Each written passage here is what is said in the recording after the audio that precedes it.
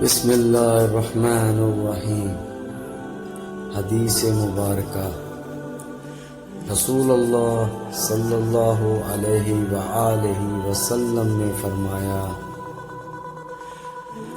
جب رمضان کا مہینہ آتا ہے تو آسمان کے تمام دروازے کھول دیے جاتے ہیں،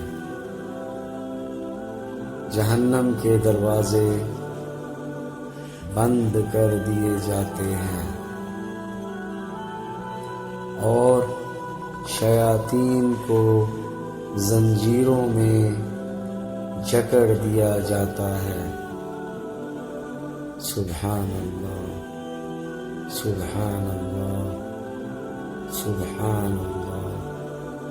صحیح بخاری، حدیث نمبر 1899۔